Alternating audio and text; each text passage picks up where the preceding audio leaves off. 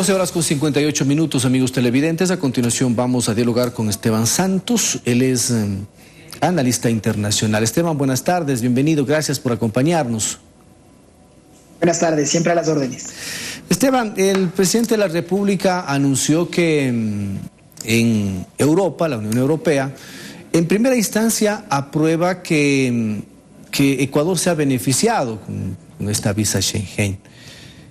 ¿Qué significa para el Ecuador esta posibilidad?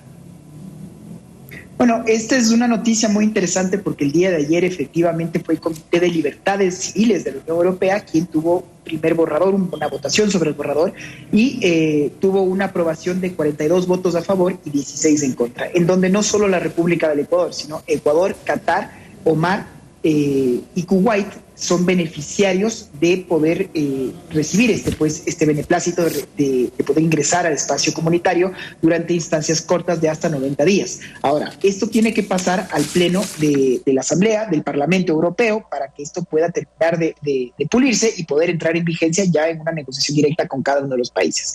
¿Por qué importa tanto esto? La famosa entrada de los ecuatorianos parecía que iba a ser ya una realidad en el marco del acuerdo comercial que se suscribió con la Unión Europea, pero hubieron muchas trabas, hubieron muchas demoras. Yo creo que desde el lado político, y en esto creo que hay que reconocer una buena gestión desde el lado del Servicio Exterior ecuatoriano, que decidió iniciar negociaciones y un lobby político para que, si no era por el marco del acuerdo comercial, que se pueda a través de este marco de cooperación directa, y esto es algo que ahora sí lo podemos decir, la hoja de ruta finalmente está trazada y creo que los ecuatorianos podremos ya ser beneficiarios de este beneficio en el mediano plazo. Esteban, no sé, una precisión, es decir, ¿debe conocer el Pleno del Parlamento Europeo y después los presidentes Europeo. O no? ¿El Consejo Europeo o los presidentes no? Correcto. ¿O cómo funciona? ¿Cuál es entonces? Y es un poco, es muy buena la pregunta, porque cuando pasamos y cuando alguien me dice Comité de Libertades Civiles de la Unión Europea, ¿qué se entiende por esto? Entonces, esto es un poco una iniciativa europea que lo que se está haciendo es tratando de garantizar libertades en torno al respeto irrestricto a los derechos humanos. En el Ecuador, por ejemplo, se mencionó que abiertamente el Ecuador sí ha hecho esfuerzos importantes en esta materia, pero que todavía tiene cuentas pendientes, por ejemplo, con el tema carcelario, todavía con minorías indígenas y en temas de género. Se ha hablado, solo por poner el ejemplo, en Kuwait, que esto podría entrar en vigencia con Kuwait siempre y cuando ponga en pausa todo su programa de detenciones arbitrarias, sobre todo de pena de muerte. Pero aquí lo importante es que esta primera votación hace que luego pase al Consejo Europeo. Y entonces, este Parlamento finalmente es el que tiene que decidir. Cuando la pelota está siempre del lado europeo, se reúnen por lo menos una vez al año y el canciller Holguín ha dicho que habrá una reunión antes de que se termine este año. Habrá que ver si es que logramos ponerlo dentro de la agenda, pero la idea es que una vez que tenemos esta aprobación, pues ya se viene directamente esta relación, ahora sí bilateral, saliendo de este listado de países que le acabo de mencionar, para que podamos implementarlo directamente con la República del Ecuador.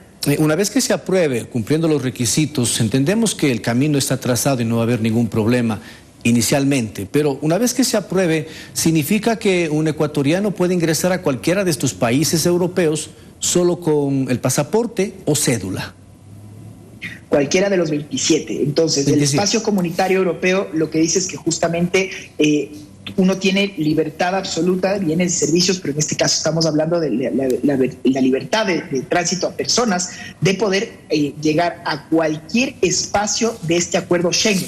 Entonces, pues, una ventaja muy importante para los ecuatorianos, que todos los que queremos viajar hasta ahora tenemos que hacer estos engorrosos trámites, y que no solo es en tiempo, sino en costos que serían pues evidentemente reducidos. Esto estaría vigente siempre que el Ecuador mantenga estos compromisos en relaciones de derechos humanos, y en esa medida pues sería muy importante también que el resto del Ecuador, de cara al futuro digo, porque en este momento creo que es una nota muy positiva al servicio exterior y a las relaciones internacionales ecuatorianas, que se mantenga esta visión país a futuro para que estos beneficios puedan permanecer en el tiempo. Ahora, ¿significa que solamente es para turismo, no se puede ir a trabajar, por ejemplo? Consulto.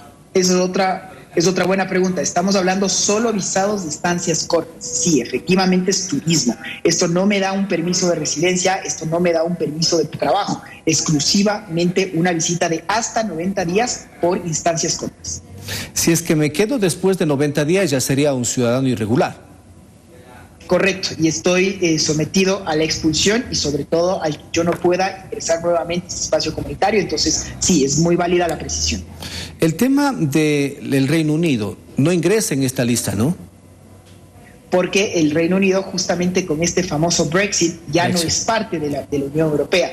Uno tiene particularidades, como por ejemplo Suiza es signataria del acuerdo Schengen, pero no así, por ejemplo, del acuerdo euro. Entonces, en Suiza se mantiene todavía el franco suizo, pero geográfica que está justamente europeo tuvo y aceptó ser parte de este libre tránsito, como le digo, dentro de todo este espacio europeo. Entonces, Suiza sí ingresa. Uno llega a Suiza, tiene que pagar en francos, no en euros, porque no es miembro del convenio del euro, sí del espacio Schengen. Y en el caso del Reino Unido es también muy buena la apreciación. Ya no lo sería, se tendría que seguir pidiendo una visa directa para ingresar al Reino Unido por toda esta salida del Reino Unido hacia el bloque europeo.